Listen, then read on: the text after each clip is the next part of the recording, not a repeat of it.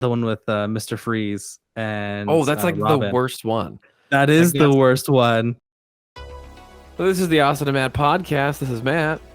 And this is Austin. And this week we decided not to stream something because the Batman was coming out. Before we get to that, obviously, Austin, what did you watch this week? I'd seen this kind of around, but I didn't really know anything about it, and I'm not the biggest fan of this kind of stuff. But it's called 1883. Have you heard anything about it? I recognize the title. Yeah, that's all I really know. I'm not gonna pretend like I know more. I was kind of just like, all right, well, I've been watching Shameless, and I'm still watching Shameless, but like got a little Shameless burned out, so I was just trying to find something else. So I pulled up 1883. It's on Paramount, so I still have Paramount free for a little while. I get into it, and it's like Tim McGraw, Faith Hill, and kind of like these country singers, and then Sam Elliott is one of the main characters. Sam Elliott is one of those guys where it's like I haven't really seen anything big from him, but he always puts on like a really good performance. So for me, this is like the first long version, I guess, content of Sam Elliott that I've ever gotten, and he's awesome in this show. Like, he's one of those people that just the opening scene of the show, it just kind of like kicks you off into like a little bit of like emotion and drama and those things. But he's one of those old people that like when they cry, like it like hits my soul, or it's like, oh god. Someone that manly and deep voiced crying, just it's unfathomable to you. Exactly. So I wasn't expecting much, but then from the get-go it kind of like hooked me in. Do you have any interest in watching it? No. Okay, here's my favorite part of the show so far. Episode 2 opens up. Tim McGraw, you find out he's part of like the God, I don't even remember because he's on the losing side of the Civil War. There we go. Okay. And he was a captain, and somehow he survives this battle, and he's kind of just sitting there. And out of nowhere, Tom Hanks, with like a super like fake beard glued to his face, comes over, sits next to him. Tim McGraw starts crying, and Tom Hanks just looks at him and he's like, I know. And that is it. And like that is his only line in the entire show. And this whole time I've been like, where's Tom Hanks? I want more Tom Hanks.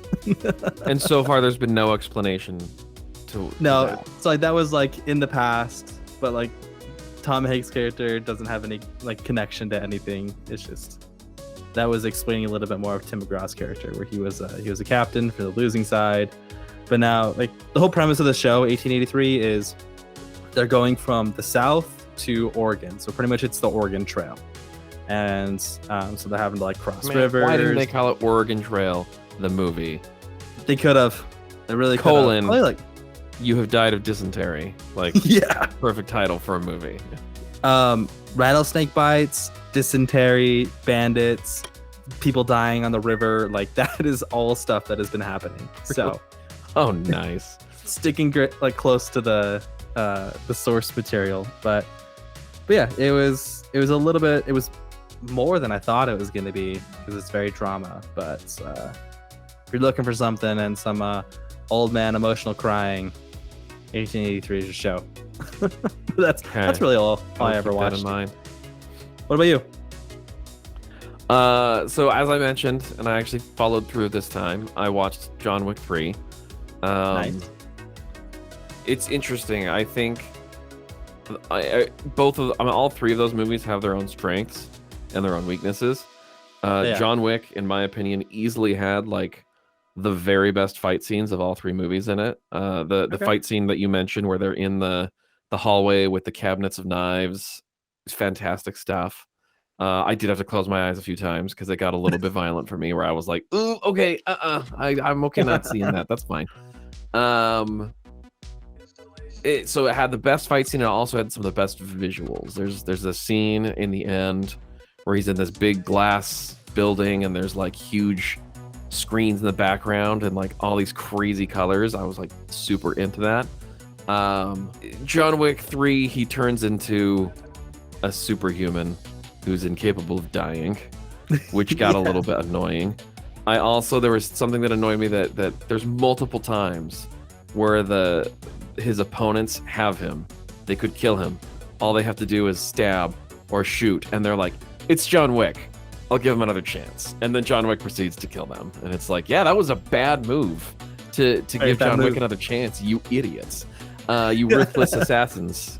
It was, so that got on my nerves, but again, John Wick's just fun, so it wasn't a huge deal. And something else I technically watched, but it wasn't a movie. I've talked about Brandon Sanderson on this podcast before. Did you hear the news about Brandon Sanderson? No. So he like pulled one over on his audience, dude. So Thursday afternoon last week, he does these little YouTube updates, and he talks about, he writes really fast, so he's able to do a YouTube video like once every week or two, where he can say like, I'm this much more % done with what I'm writing right now, and he's able to provide like for real updates, unlike other fantasy authors would ever be able to do. Like, and so not to say real quick. An update. So, yeah, go ahead. So I was gonna say, like, George R.R. Martin, who, instead of like, finishing his book that he's been working on for the last 30 fucking years, he decided that he wanted to help write a video game that is getting super popular right now. Have you heard anything about Elden Ring? Yes, actually, Brandon Sanderson has publicly spoken about that, kind of jokingly, but annoyed, because he's like, here I am. He's an author who's like a fan of that video. He's a fan of video games. He's a fan of that video game studio. He's had actual experience writing for video games in the past. Like, Brandon Sanderson, if you're going to choose a popular fantasy writer to help you write your video game, Brandon Sanderson's the guy. And instead they went to George R.R. Martin, who does not play video games, who I think has publicly said he doesn't care about video games. So yes. So Brandon Sanderson on Thursday afternoon posts this video, and at the end he gets really serious, and he's like, I'm going to post a video tomorrow. I have something serious to talk about. My career's changing. And like, people are like, he's going to take a huge break from writing. He is like, something's going on. He's going to have to like start getting co-writers for his books because it's too much work, and it's this, and everyone's like speculating all these awful things. Then Friday comes, and he makes a video where he goes, the pandemic's really been hard on me. I wasn't able to tour very much. I had a ton of extra time. And long story short, he reveals it slowly. Long story short, he wrote 5 books. Okay. Just in the last 2 years without telling a single soul. And one of them, he said, I wrote it for my kids. I'm going to turn it into a graphic novel that's something fun for kind of their age. He has younger kids. But the other 4, he said, I'm going to do a Kickstarter. And basically in the year of 2023, you're going to get 1 book every 3 months. This is on top of 2 other books that he's publishing next year. So really, in the span of 1 year or maybe about 16 months, he's going to release 6 new books in a span of time. And he's a really fast writer and a good writer, in my opinion. So all 6 of them will actually be for anywhere from like decent to like really, really, really awesome. He's done some Kickstarters before. He did this, his last Kickstarter, I think he ended up making 600,000. This nice. Kickstarter, his goal was $1 million. He reached 15 point something million in the first 24 hours. He now has probably 25 million, and it's the highest funded Kickstarter of all time. There's no Kickstarter that's ever done better. Let's see where it is right now. I'll even look it up. What the hey? Yeah, I'm willing to bet it's like over 25 million. While you're looking that up, so I did see like a little clip where he just kind of like pulled out these like manuscripts of just like, and people. And here's the thing: is like, because I didn't know, I'm like very out of the brain Sanderson world, and people in the comments were still salty about it. They're like, how is he gonna write 5 books? But he's not gonna plan on finishing the series that got him famous, and like still just like Sanderson hates. And then it just goes back to my point about like on most things, it's never enough for people. Yeah. Where it's like he's gonna send out 6 books, as you said, over like the 16 months, and people are still gonna be like, ugh, but when are you gonna finish this one? I've really been looking forward to this one. It's like, you guys suck. Get out of here.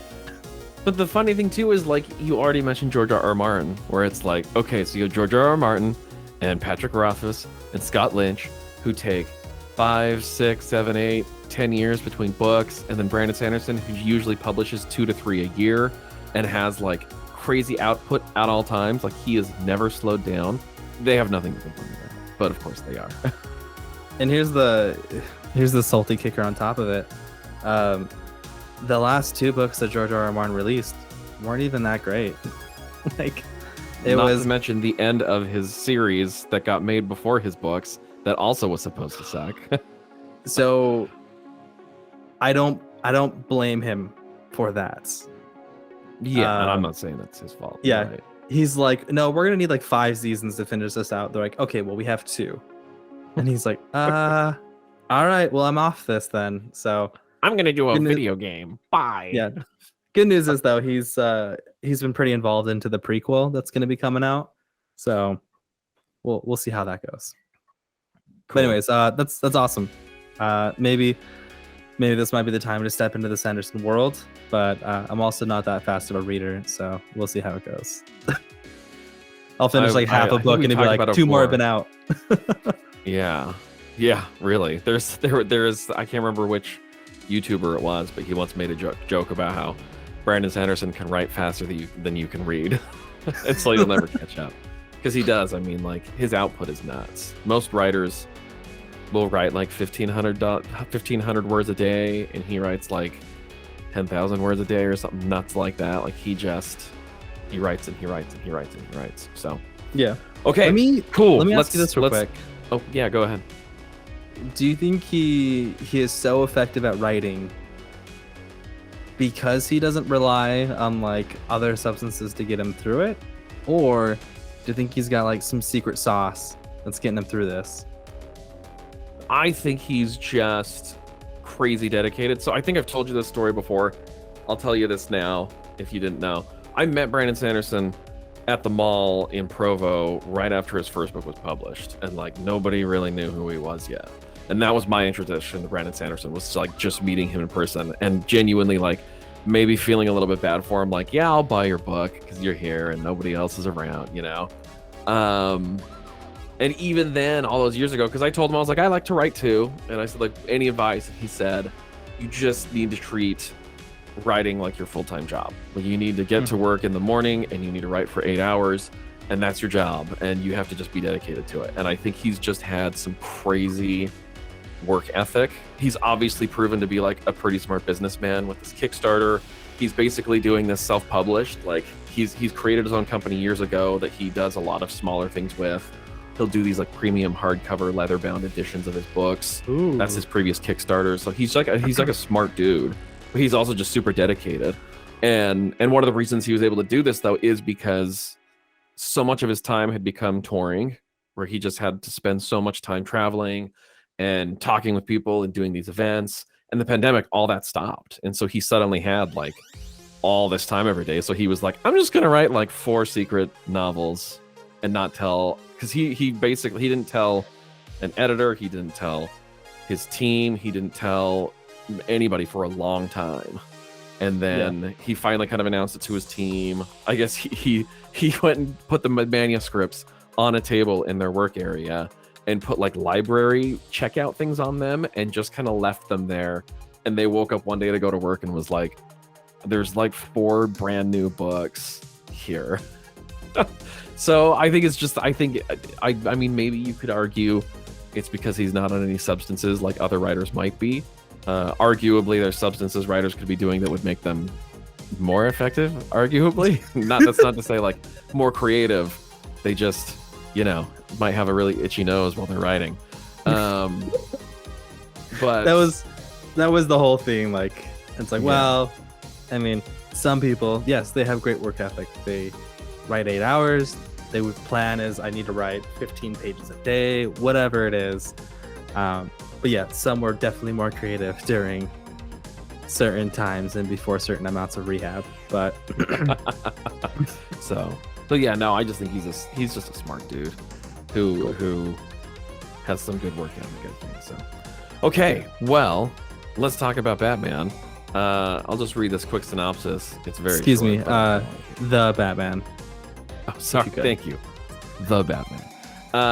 When the Riddler, a sadistic serial killer, begins murdering key political figures in Gotham, Batman is forced to investigate the city's hidden corruptors and question his family's involvement. Austin, what did you like about this movie? Yeah. First off, I love the real element to it. I know it's gonna be like, this is a Batman movie. What the fuck do you mean by real? This is definitely a situation that could happen in real world. The only thing that's like makes it a little bit weird is, well, Batman's involved. But I mean, like, crime happens all the time. Corruption happens all the time. People get paid.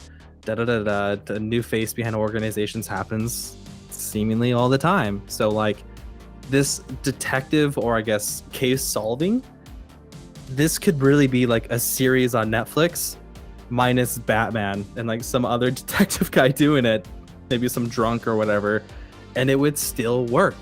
Minus like the ass kicking part.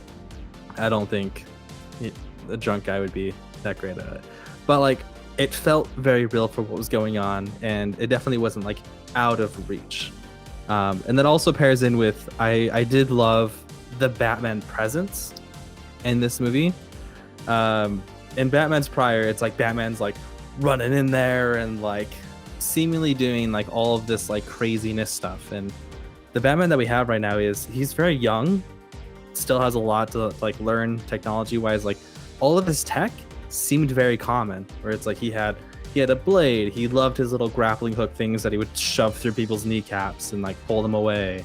But like, none of that was out of reach. He had a taser.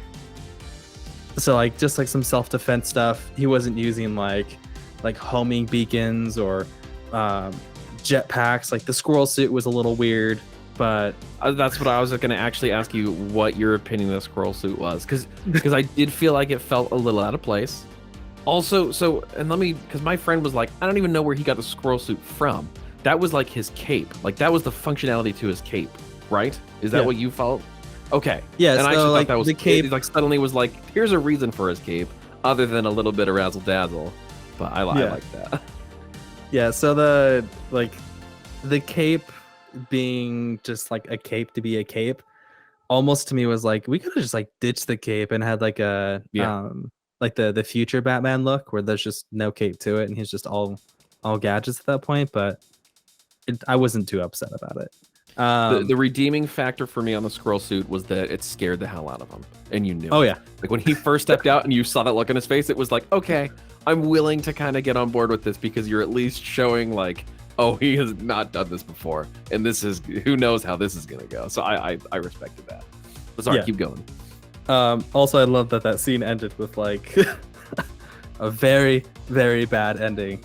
So the amount of people... another question about that, because a good friend of mine was like, he would 100% be dead, and I was like, 100%. I don't know.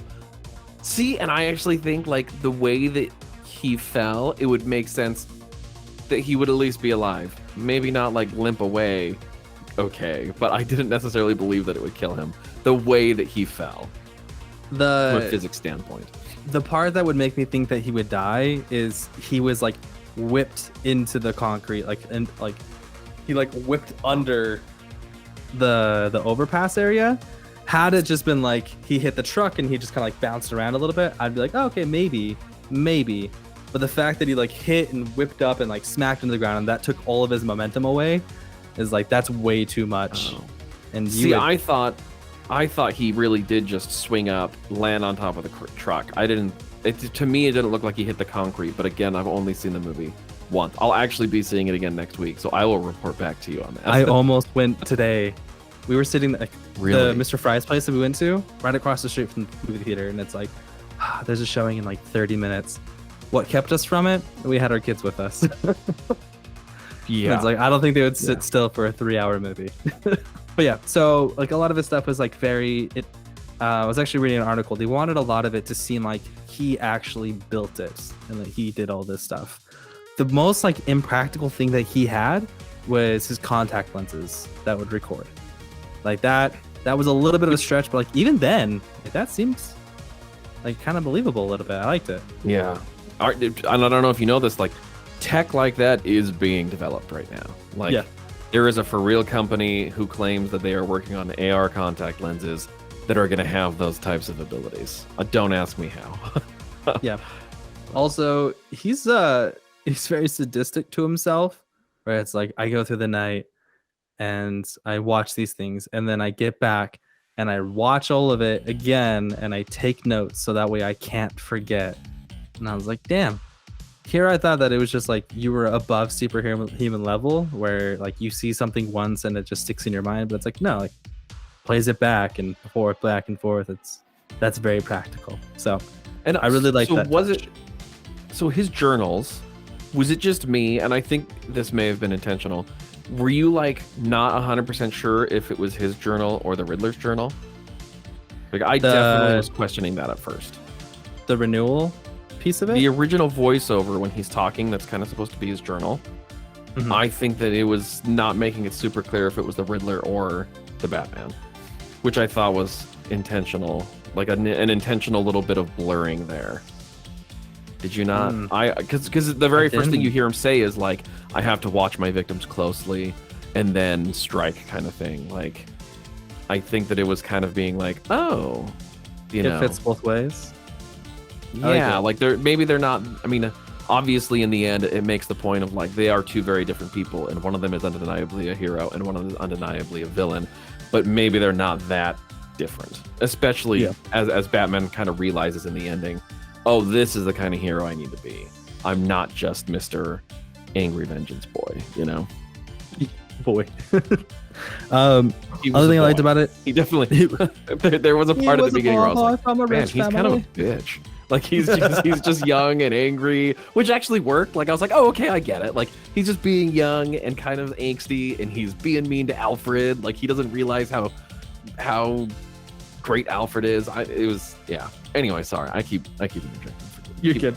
I also loved how it was a complete story. Like there was like the beginning part of it, definitely some rising actions. They didn't get it right the first time, which I love when movies do that, where it's like, oh shit, like we made a mistake.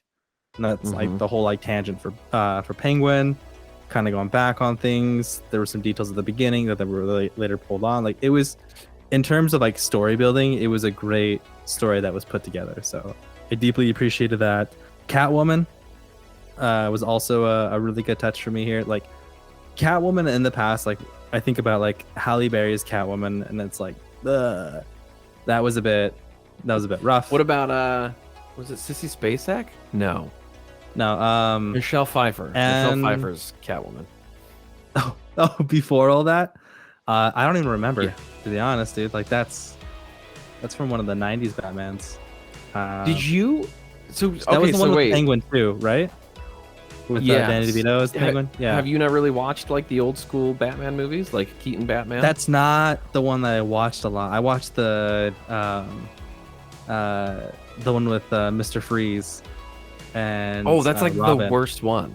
That is the worst one. But I love that one. It's funny too because like when I had some friends who had seen it, and I mentioned like, so on a scale of like 1 being The Dark Knight to the Joel Schumacher movies being the worst, like where is the Batman on that scale? You know, because those are like the worst ones. I haven't even seen all of that one. I've seen bits and pieces of the Mr. Freeze one, and I am like absolutely mortified. It was such a cool movie when I was like 4. Just like, this is so awesome. You were probably the target audience at 4 years old. So it was. There was an interview with Kevin Smith where him and Tim Burton got into some beef, and pretty much Kevin Spacey made like Kevin Smith made this comment that's like, had you actually like if you've ever read a comic, you would know that like Batman's not like this. And Tim Burton replied with, I would never read a comic, and people around me would know that I would never would. And he's like, well, that explains Batman. Like 100% clear what the fuck happened to the Batman movies. But anyways, that's a little bit of a tangent there. But Catwoman here, the part that I liked about the Catwoman is that they didn't obsess about the cat part. They're not like, yes, oh, she never once said meow, which was very refreshing.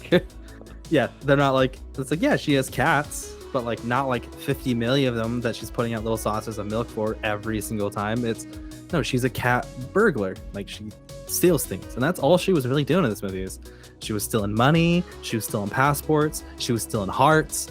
Like she was on her game the whole time. Very nice. Yeah. So Catwoman, great touch in the movie.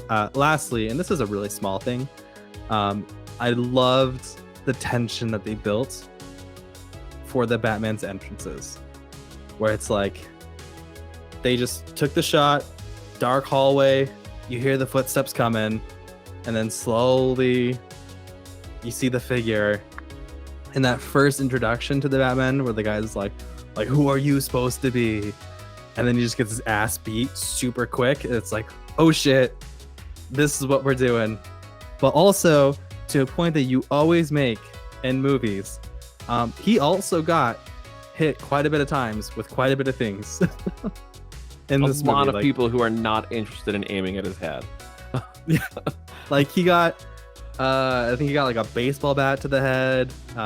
He almost got a shotgun to the face as well. But like, he's just getting beat up most of the time, most of the movie, but also was laying down the smack a little bit more. But as a whole, for me, I really enjoyed the movie overall. I thought it was a lot of fun. What about you? I had a lot. I mean, and you're gonna hear me. I'm gonna talk about the stuff I didn't love, and I'm gonna sound like a negative Nancy. But I will tell you, there was so much to love about this movie. Like, I'm gonna make some complaints later, but that's not me saying like this movie sucked. This movie was great. I was very into this. I'll start by saying, like, visually, this was like the best Batman that's ever been made. Like, I have no doubts about that. I would never ever claim it was like very much, and it never felt. Sometimes it felt a little bit too much like, okay, let's basically make this look like David Fincher directed a Batman movie. And that was never too bad.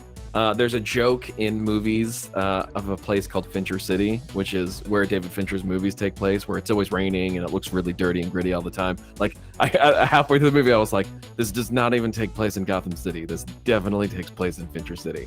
But visually, it's just like insane. Like, it just looked so good. I'll mention, I have a few other things here that I'll move into this one on my likes, but I'll just mention some specific shots. When Batman takes the Penguin down, and it's a upside down shot of Batman walking up to the Penguin's car, I was just like, thank you so much. This is fantastic. This looks so good. Specifically as well, my favorite fight scene in the movie, where it's Batman is fighting people, and all you're seeing is gunshot flashes, and you'll Batman disappear, like it goes black sometimes, and then there's more shots, and you see him again. I was just like, yes. Like, I feel like this happens less as I get older, but there's that moments where I get like chills of like, oh, you're doing something so awesome that I've never really seen before, and I'm so glad that I can experience this. So I was super duper into that. Man, seriously, like usually when we do this, I have like a list of like 3 things, and I have a list of like 10. The music in the movie. Ooh, I've listened to the score already a couple times. Yes. So did you watch a lot of the Batman animated series when you were a kid? Yeah. There was definitely times where I was like, I feel like this is pointedly trying to be similar to the Batman animated series. Like, this score is trying to like pay its homage to the Batman animated series musical score. Like, it just felt so close to it, and I thought, like, I super respected that. It was really great. The kind of rockish song that played near the beginning and near the end, I was like, Nirvana, yeah. Maybe if they hadn't used that song in the trailer, I would have been more into it, but I wasn't super into that. Oh my gosh, dude. And also, like, the Batman plus Gordon team. I was so happy to see that. And I'm not someone who's read a lot of the comic books. I'm not someone who particularly loves Batman in the first place. Like, honestly, in full honesty, like on my tier of superheroes, Batman's probably pretty low for me. I'm not like in love with Batman. I don't even like Batman in the comics. Yeah. So I don't know if this Batman Gordon combo of like, it's me and you taking on the city, we're gonna figure this out together. I don't know if that's something that's happened in the comic books before, but wow, it worked here. I was just like, yeah, guys, get it. You guys are awesome. In early Batman comics, there was definitely a lot of Jim Gordon and the Batman doing the detective stuff. As it kind of went on,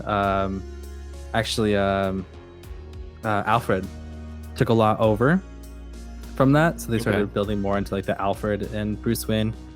And they show that here too. Like Alfred was definitely there helping solve some of this stuff. Yeah.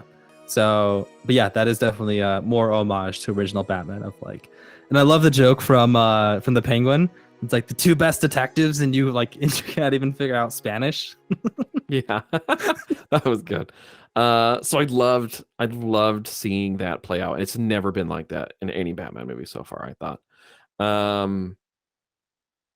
And the last thing was I just thought both of the villains in this were super duper fantastic. I think taking the Riddler, because I've never seen a Batman movie that's done this, where it's like, okay, the Riddler's definitely the bad guy, and he's definitely doing bad things, but he's also taking down like serious corruption in the Gotham like political scene and police department. And so it's like, yeah, he's the bad guy, but obviously like he's on to something. So I thought that was like, from what I can remember, I've never seen a Batman movie that's like covered a villain in that way, where it's like, hey man, like, yeah, he sucks and he needs to go down, but also it's not like he's killing like good people. Like he's doing something. So I thought that was super, super cool. I will mention there's a scene that I really, really enjoyed that I noticed a really subtle thing. Tell me if you realized this. There's a scene where Batman and the Riddler are talking to each other between a pane of glass. Every single time you see the Riddler from his point of view, you can see the Riddler's reflection in the glass like overlaid over Batman's, because when the Riddler looks at the Batman, he sees himself. And then every single time Batman's talking to the Riddler, you do not see Batman's reflection in the glass. And I was like, dude, what a cool, subtle touch. I was super duper into that. Also, so there's also the Penguin, just speaking of like the villains. So you do know who played the Penguin, right? Like one of the most handsome men in Hollywood.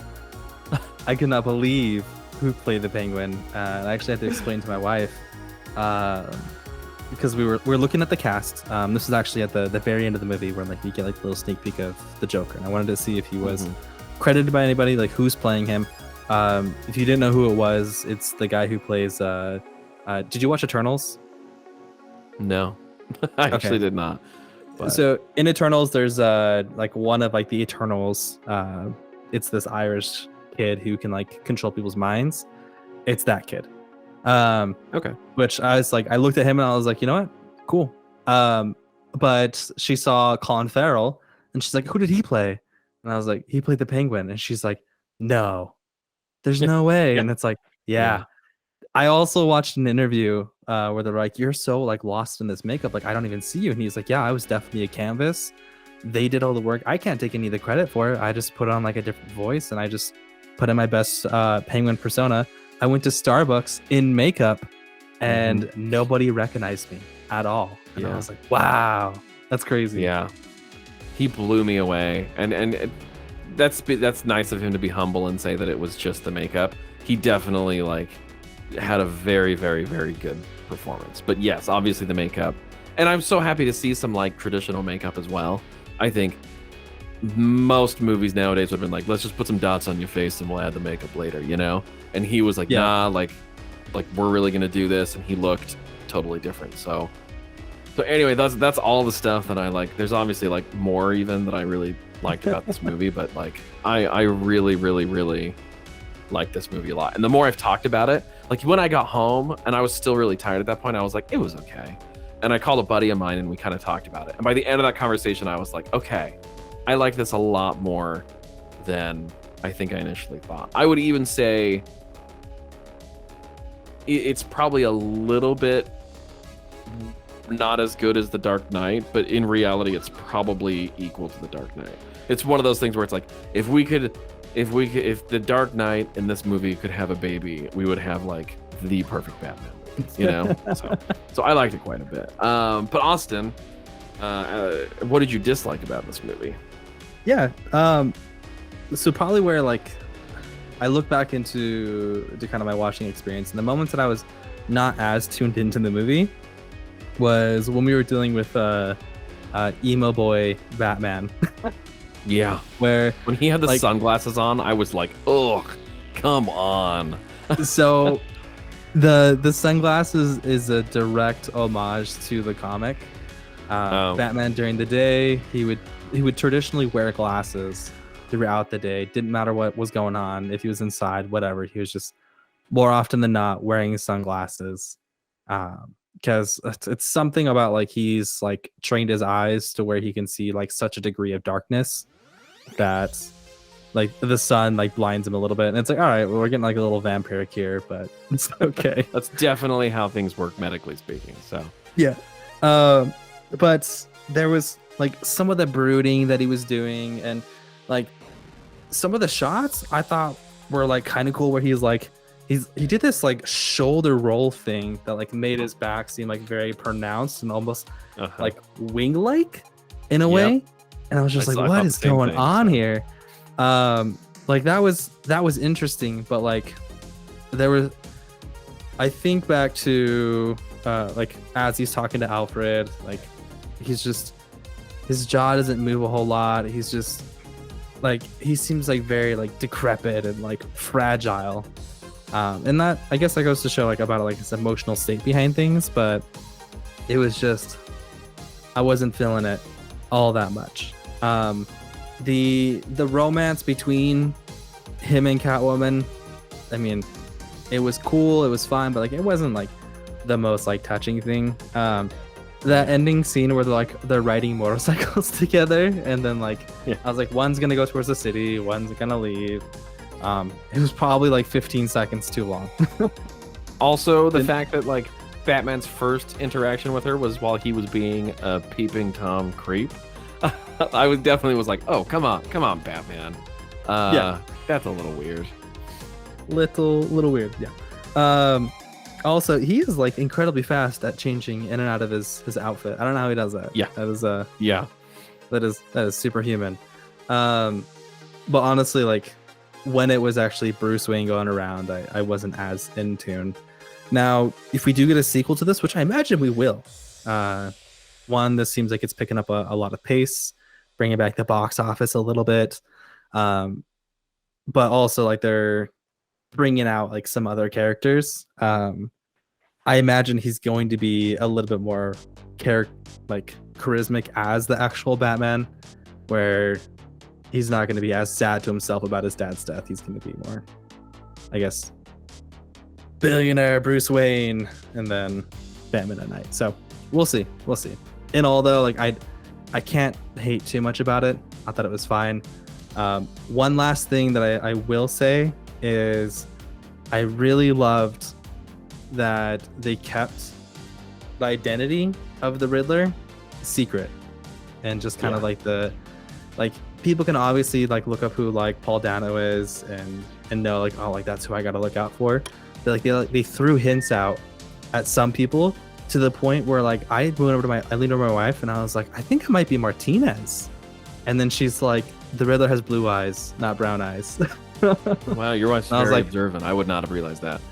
Yeah, and I was like, oh yeah. So it was, in all, like it's funny that you mentioned The Dark Knight, because Dark Knight has always been like the staple for the Batman. When we had the Batflick movies, it was, it's not as good as Christian Bale. Batman. So for this, I can feel myself going back and rewatching it as I have The Dark Knight numerous times before. So anyways, go through your laundry list of things that you didn't like but you still love about the movie. Laundry list. Yes, and it was too long. I think I mentioned before we started recording that like I believe that there is a cut of this movie that is 2.5 hours long that would have been just as good. Like it didn't necessarily need to be so long. And I will even say, and I kind of talked about this before, where I think endings of movies, they feel like they need to go so big nowadays. And the whole ending with the city flooding and him having to fight 20 other Riddlers, I was just kind of like, this is an interesting scene and it's good, but like, it's just a bit too much. Like, I wish the movie would have been willing to like keep it a little bit smaller. Him blowing up the ceiling though, was that not dope to you? Yeah, that was pretty cool. And but then right after that, and then I'll actually launch into some of my other issues. I think there were action scenes in this movie that could have been filmed better. Like the car chase scene was awesome because visually it looked great when it came to like the composition of its shots, but the editing was like all over the place sometimes, where it was kind of like, whoa, wait, what just happened? I'm a little confused here because it was just like boom, boom, boom, boom, boom, boom. And same kind of for the end scene.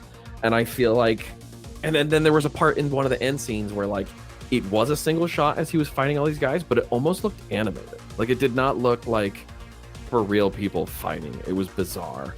So like that was one of my issues. But again, like that's a small issue because this movie wasn't necessarily about like really technical fight scenes. This was a lot more about so much more. So like it was forgivable, obviously. Oh, and this is a weird complaint. It was like a little bit too name heavy. Like there were some points where it's like, well, did you talk to Gilman? Well, what about Falcone? No, what about Maroney? What about, and it's just like, they're talking about all these dudes, and I hate to say it, but like, I got confused a little bit. Where I was like, who the hell are they talking about? Who's this guy supposed to be? But that was, and again, that was still forgivable. I do think that giving this movie a second watch, which I'll probably do this weekend or next, is gonna be enlightening. Where it's like, oh, okay, this works. This is cool. That was my big thing too. It's like I really want to catch this one more time before I talk about it, but it's like but when it does come out so it's going to be on HBO in a month. They're waiting a month before they put it on there. Oh, cool. I'll probably be watching it a couple times, maybe a week. Who knows? It's probably going to be like my go-to. Like I'm going to put this on while I'm doing nothing. Yeah. I will say one more thing. I thought throwing the Joker in there at the end was like such a bad choice. I really think. Okay. Yeah, because number one, I just think like I honestly think trying to do the Joker is a bad choice as well, because we're just never gonna have Heath Ledger play the Joker again and do with the Joker what Heath Ledger did, and so I'm just kind of like, there's a lot of other villains that we could play with in Batman. To me, I definitely got that feeling of like, oh, like we're not done with the Riddler. Like if we could even like, if we ended up getting a sequel where it's like, oh, the Riddler's back out and he's doing stuff again, I would be like, yeah, let's do it. Like I would be so fine not being done with the Riddler yet.